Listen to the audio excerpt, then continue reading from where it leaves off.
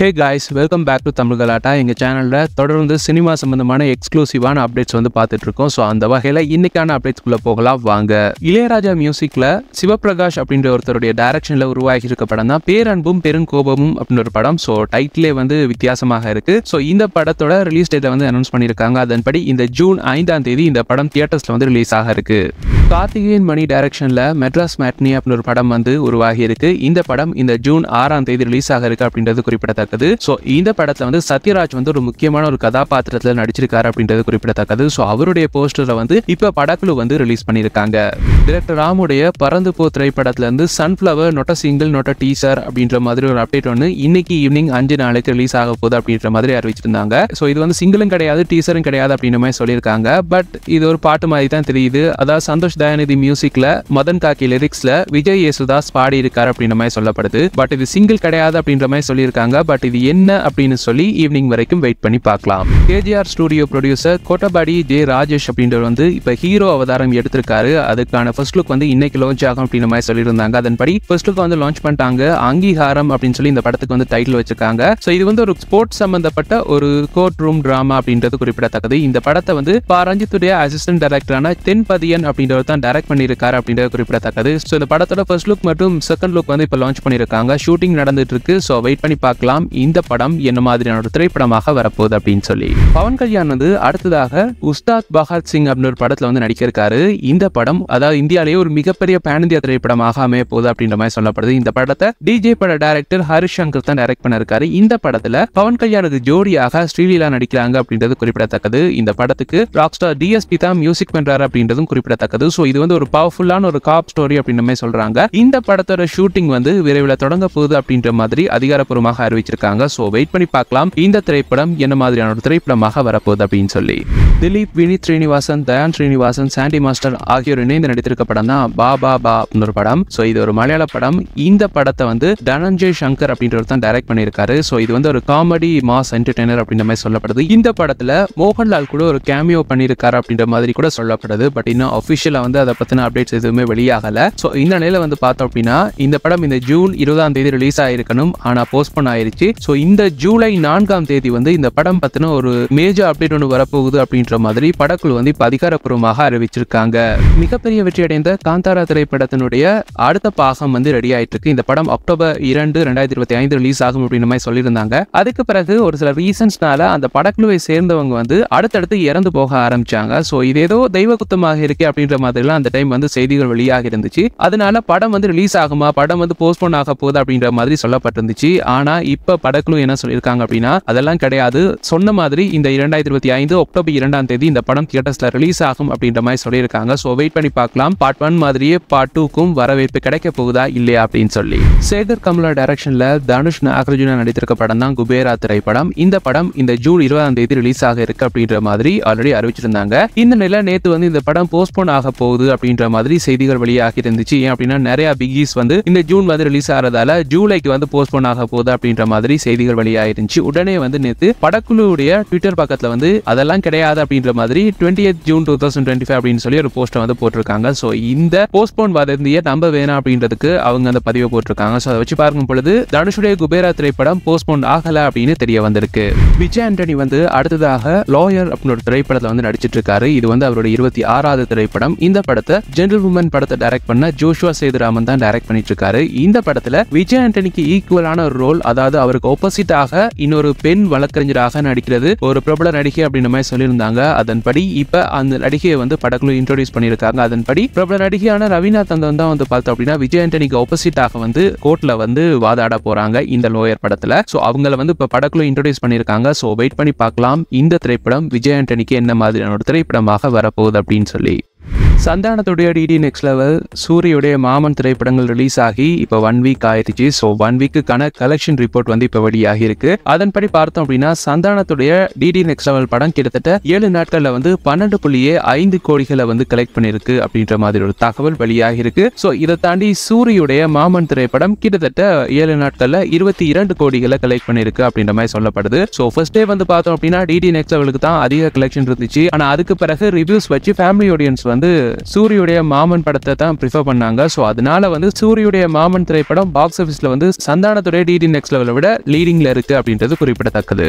Vikram Prabhu, Sushmita Shawn ஆகியோர் நடித்திருக்க படம் தான் லவ் மேரேஜ் அப்படின்னு ஒரு படம். ஸோ இப்போ தமிழ் சினிமால தொடர்ந்து வந்து இந்த மாதிரி ஃபீல் குட் மூவிஸ் வந்துகிட்டு இருக்கு. ஸோ அந்த வகையில இந்த படமும் ஒரு பயங்கரமான ஒரு ஃபீல் குட் மூவியாக இருக்கும் அப்படின்னு எதிர்பார்க்கப்படுது. ஸோ இந்த படத்தோட செகண்ட் சிங்கிள் பாடலான பெஜாரா ஆனின் அப்படின்னு ஒரு பாட்டு வந்து நேத்து வந்து ரிலீஸ் ஆகி இருந்துச்சு. ஷாண்டோல்டன் மியூசிக்ல பாட்டு வந்து பக்காவா இருக்கு. கண்டிப்பா வந்து ஒரு ரவுண்ட் வரும் அப்படின்னு எதிர்பார்க்கப்படுது. இந்த பாட்டை வந்து சிவாங்கி தான் பாடியிருக்காங்க. அவங்களுடைய வாய்ஸ்ல வந்து பாட்டு வந்து ரொம்ப டிஃபரெண்டா தான் இருக்கு. ஸோ இந்த பாட்டு கேட்டீங்க அப்படின்னா இந்த பாட்டு எப்படி இருக்கும் உங்களுடைய கருத்துக்களை கீழே கமெண்ட்ஸ் வாயிலாக தெரிவிச்சுக்கோங்க. இந்த படத்தை சண்முக பிரியன் அப்படின்ற ஒரு டெபியூட் டைரக்டர் தான் டைரக்ட் பண்ணியிருக்காரு. ஸோ வெயிட் பண்ணி பார்க்கலாம். இப்போ வந்து தொடர்ந்து ஃபீல் குட் மூவிஸாக வருது, அதுவும் வெற்றி பெறுது. ஸோ அந்த வகையில் இந்த படமும் ஒரு வெற்றி படமாக அமைய போதா அப்படின்னு சொல்லி பொறுத்திருந்து பார்ப்போம்.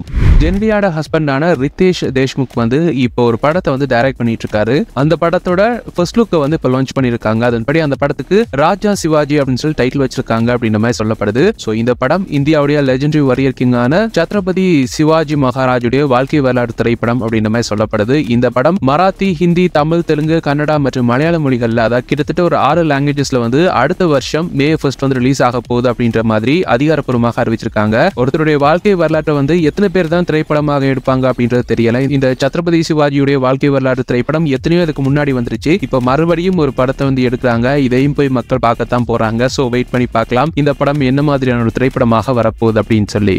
கடந்த 2022ஆம் ஆண்டு ஆண்ட்ரூ லூயிஸ் டைரக்ஷன்ல அமேசான் ஓடிடி தளத்தில் வெளியான வெப் சீரிஸ் தான் வதந்தி. இதுல வந்து எஸ்.ஜே. சூர்யா, லைலா, சஞ்சனா, நாசர் ஆகியோர் முதன்மை வேடத்தில் நடிச்சிருந்தாங்க. சோ இந்த தொடருக்கு நல்ல வரவேற்பு கிடைச்ச நிலையில 2ஆம் பாகம் உருவாக போகுது அப்படின்ற மாதிரி அறிவிச்சிருந்தாங்க. சோ 2ஆம் பாகத்துல வந்து எஸ்.ஜே. சூர்யா தான் நடிப்பாரு அப்படின்னு எதிர்பார்த்துட்டு இருந்த நேரம் இல்ல, 2ஆம் பாகத்துல வந்து சசிகுமார் நடிக்கிறாரு அப்படின்ற மாதிரி சொல்லியிருந்தாங்க. சோ சசிகுமார் வந்து டூரிஸ்ட் ஃபேமிலி பட ப்ரமோஷன்ல வந்து பிஸியாக இருந்ததால அந்த வெப் சீரிஸ் ஷூட்டிங் வந்து தள்ளி போயிருந்துச்சு. சோ இந்த நிலையில வந்து பார்த்தோம் அப்படின்னா இன்னும் ஒரு சில நாட்கள்ல இதனுடைய படப்பிடிப்பு தொடங்க போகுது. அதுல வந்து சசிகுமார் கலந்துக்க போறாரு அப்படின்ற மாதிரி ஒரு தகவல் இப்ப வெளியாகி இருக்கு. இதனுடைய பெரும்பாலான படப்பிடிப்பு வந்து பார்த்தோம் அப்படின்னா மதுரை மற்றும் திருநெல்வேலி மாவட்டத்துல தான் நடத்த பிளான் பண்ணியிருக்காங்க அப்படின்ற மாதிரி ஒரு தகவல் வெளியாகி இருக்கு. சோ வெயிட் பண்ணி பார்க்கலாம். சீசன் 1 மிகப்பெரிய வெற்றி, அதே மாதிரி சீசன் 2 வெற்றி பெற போகுதா இல்லையா அப்படின்னு சொல்லி பொறுத்திருந்து பார்ப்போம். அட்லி வந்து அவருடைய 6வது திரைப்படத்தை டைரக்ட் பண்ணிருக்காரு. அல்லு அர்ஜுன் அதுல நடிக்கிறாரு. அது அல்லு அர்ஜுனுடைய 22வது திரைப்படம். இந்த படத்தை சன் பிக்சர்ஸ் ப்ரொடியூஸ் பண்றாங்க அப்படின்றது எல்லாருக்குமே தெரியும், ஆல்ரெடி வந்த செய்தி தான். இந்த படத்துல வந்து ஹீரோயினாக வந்து மிருனால் தாகூர், ஜான்வி கபூர் நடிக்கிறாங்க அப்படின்ற மாதிரி சொல்லப்பட்டிருந்துச்சு. அதை தாண்டி தீபிகா படுகோன் மெயின் லீடா ப்ளே பண்றாங்க அப்படின்ற மாதிரி செய்தி வெளியாயிருச்சு. இவன் நேத்து கூட எங்க சேனல் அதை பத்தி போட்டிருந்தோம். சோ இந்த நிலையில இந்த படத்துல மொத்தமா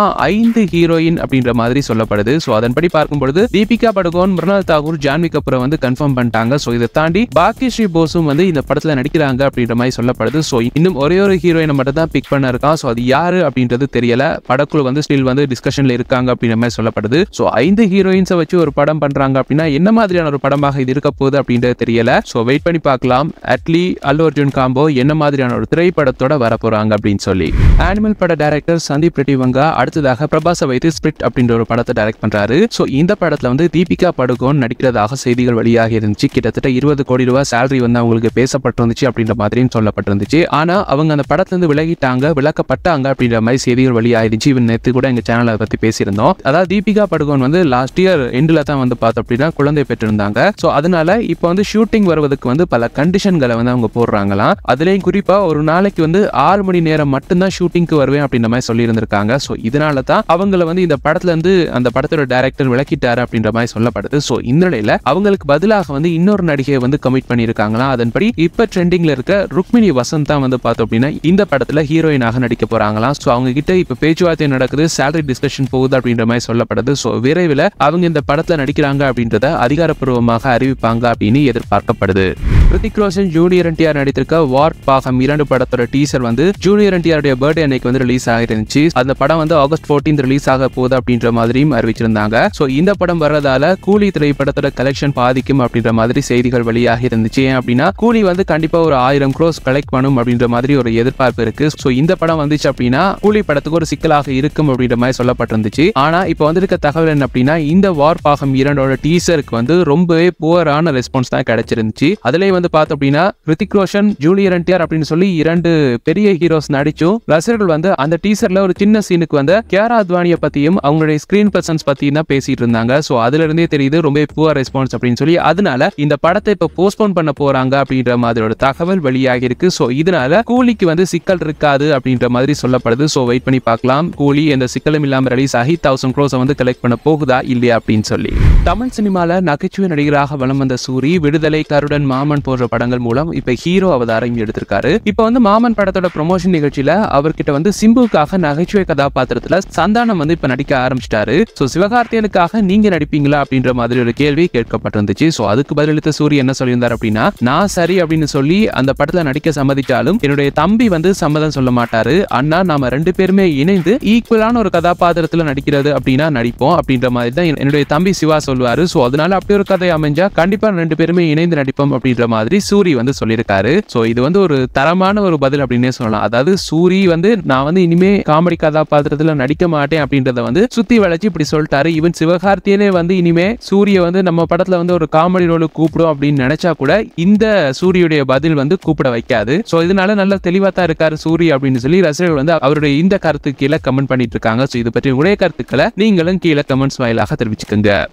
விஜய் சேதுபதி இப்ப ஏஸ் திரைப்படத்துல நடிச்சிருக்காரு. இந்த படம் இன்னைக்கு வந்து இப்ப ரிலீஸ் ஆகிருக்கு. இந்த படத்தை ஆறுமுககுமார் அப்படின்றவர் டைரக்ட் பண்ணியிருக்காரு. வேற இதுக்கு முன்னாடி விஜய் சேதுபதியை வைத்து ஒரு நல்ல நாள் பார்த்து சொல்றேன் திரைப்படத்தை டைரக்ட் பண்ணியிருந்தார் அப்படின்றது குறிப்பிடத்தக்கது. சோ அதனால அவர்கிட்ட வந்து ஒரு கேள்வி கேட்கப்பட்டிருந்துச்சு. அதாவது முதல் படம் சரியா போகல, மறுபடியும் அவருக்கு ஏன் இந்த வாய்ப்பு கொடுத்தீங்க அப்படின்ற மாதிரி கேட்கப்பட்டிருந்துச்சு. அதுக்கு பதிலளித்த விஜய் சேதுபதி என்ன சொல்லியிருந்தார் அப்படின்னா, இதே மாதிரி தான் என்னுடைய பண்ணையாரம் பத்மினியின் திரைப்படம் நல்லா போகல, அந்த டைம் ரிலீஸ் ஆன டைம் வந்து வரவேற்பு கிடைக்கல, அதுக்கு பிறகு ஓடிடிக்கு பிறகு நிறைய பேர் அந்த படத்தை பாராட்டி இருந்தாங்க அப்படின்றது குறிப்பிடத்தக்கது. சோ அந்த டைரக்டருக்கும் மறுபடியும் நான் வாய்ப்பு கொடுக்கிற நேரமும் இதே கேள்வி கேட்டிருந்தாங்க. அதுக்கு பிறகு சேதுபதி திரைப்படம் எப்படிப்பட்ட திரைப்படம் அப்படின்றது எல்லாருக்கும் தெரியும் அப்படின்னு நினைக்கிறேன். சோ ஒரு நேரங்கள்ல ஒரு சில விஷயங்கள் கால்குலேஷன் வந்து மிஸ் ஆகலாம். சோ அது மறுபடியும் மிஸ் ஆகும் அப்படின்னு எதிர்பார்க்க முடியாது. சோ விஜய் சேதுபதி சொன்ன மாதிரியே அந்த பட டைரக்டர் சேதுபதிக்கு பிறகு சிந்துபாத் எடுத்தாரு. அந்த படம் பெருசா ஓடல. அதுக்கு பிறகு சித்தா திரைப்படம் மிகப்பெரிய வெற்றி. இப்ப வீரதீரசுரன் பாகம் 2 எடுத்திருக்காரு, அதுவும் மிகப்பெரிய வெற்றி. அதே மாதிரி இந்த ஆறுமுககுமாருக்கும் இந்த ஏஸ் திரைப்படம் ஒரு பிரேக் த்ரூவா கொடுக்க போகுதா அப்படின்னு சொல்லி பொறுத்திருந்து பார்ப்போம்.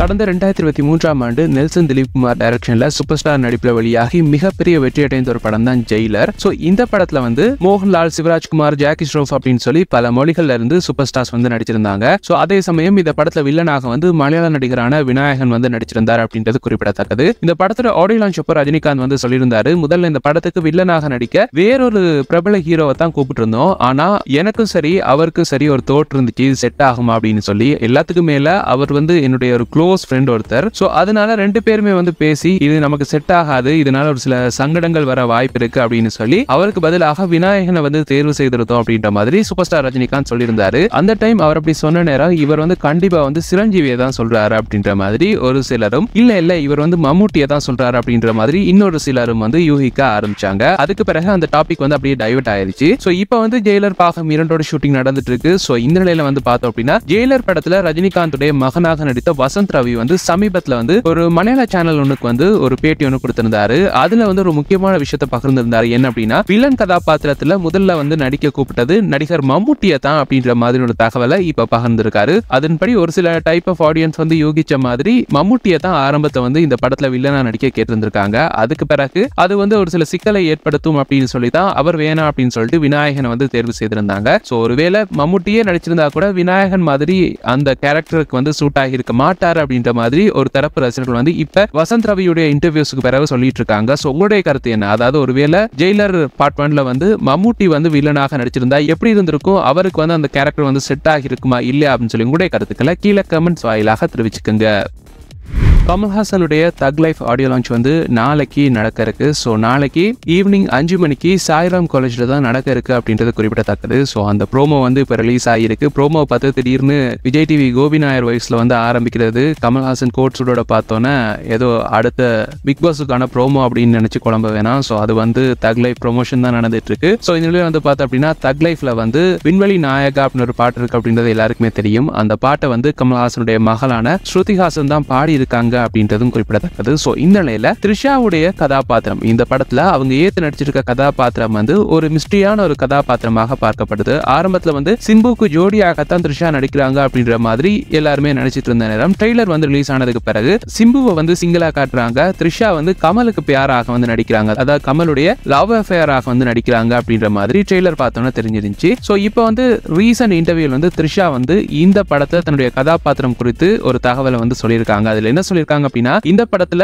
என்னுடைய கதாபாத்திரம் வந்து ஒரு சர்ச்சையான ஒரு கதாபாத்திரமாக தான் இருக்கும். ஸோ இந்த ட்ரெய்லரை பார்த்துட்டு நிறைய பேர் துரோகி அப்படி இப்படின்னு சொல்லி எல்லாம் விமர்சிக்க ஆரம்பிச்சிட்டாங்க. ஏன்னா எல்லாருமே எதிர்பார்த்தது பிடிவிக்கு பிறகு மறுபடியும் நாங்க இணைஞ்சிருக்கோம், ஸோ அந்த காம்போ தான் எல்லாருமே எதிர்பார்த்தாங்க. ஆனா இது வந்து எல்லாருக்குமே ஒரு ட்விஸ்டாக இருந்துச்சு. நிறைய பேர் வந்து கமெண்ட்ஸ்ல வந்து அவங்களுடைய தியரிஸை வந்து கமெண்ட் பண்ண ஆரம்பிச்சிட்டாங்க. அதாவது நான் வந்து ஒரு அண்டர் கவர் காப் அப்படின்ற மாதிரிலாம் நிறைய பேர் சொல்ல ஆரம்பிச்சிட்டாங்க. பட் படம் பார்த்தா தான் உங்களுக்கு புரியும் என்ன மாதிரியான ஒரு கதாபாத்திரம் அப்படின்னு சொல்லி. அதாவது ட்ரெய்லர்ல நீங்க பார்த்தது ஒரு 2 நிமிஷம் தான். ஸோ படம் ஒரு 2 மணி நேரத்துக்கு மேல இருக்கு. ஸோ அதுல என்னுடைய கதாபாத்திரம் இன்னும் வித்தியாசமாக இருக்கும். நீங்க எதிர்பார்த்ததை விட உங்களுக்கு ட்விஸ்ட் கொடுக்கக்கூடிய ஒரு கதாபாத்திரமா தான் இருக்கும். ஸோ இப்ப விமர்சித்ததை விட படத்துக்கு பிறகு இன்னும் அதிகமா வந்து என்ன விமர்சிப்பாங்க அப்படின்ற மாதிரி த்ரிஷா வந்து ரீசெண்டா வந்து ஒரு இன்டர்வியூல வந்து சொல்லியிருக்காங்க. ஸோ அதை வச்சு பார்க்கும் பொழுது த்ரிஷா வந்து சிம்பு மற்றும் கமல்ஹாசன் 2 பேரையுமே ஏமாத்துற ஒரு கதாபாத்திரமா இல்ல சிம்புடைய காதலியாக இருக்கிற த்ரிஷா கமலை உளவு பார்க்கறதுக்காக சிம்புவால அனுப்பப்பட்ட ஒரு கதாபாத்திரமாக இருப்பாங்களா அப்படின்ற மாதிரி எக்கச்சக்கமான தியரிஸ் வந்து போயிட்டு இருக்கு. பட் வெயிட் பண்ணி பார்க்கலாம். படம் ரிலீஸ் ஆகட்டும். இந்த 5ஆம் தேதி ரிலீஸ் ஆகிருக்கு. ரிலீஸ் ஆனதுக்கு பிறகு த்ரிஷாவுடைய கதாபாத்திரம் என்ன மாதிரியான ஒரு கதாபாத்திரமாக இருக்க போகுது அப்படின்னு சொல்லி பொறுத்திருந்து பார்ப்போம். ஸோ இதோட இன்னைக்கான வீடியோ முடிஞ்சிருச்சு. இந்த வீடியோ தொடர்பான கருத்துக்களை கீழே கமெண்ட்ஸ் வாயிலாக தெரிவிச்சுக்கோங்க. மேலும் இதே போல சினிமா சம்பந்தமான எக்ஸ்க்ளூசிவான அப்டேட்ஸை வந்து உடனுக்குடன் பெற்றுக்கொள்ள எங்களுடைய தமிழ் கலாட்டா சேனலை மறக்காம சப்ஸ்கிரைப் பண்ணிட்டு பக்கத்துல பெல் ஐக்கனையும் கிளிக் பண்ணிருங்க. தேங்க்யூ.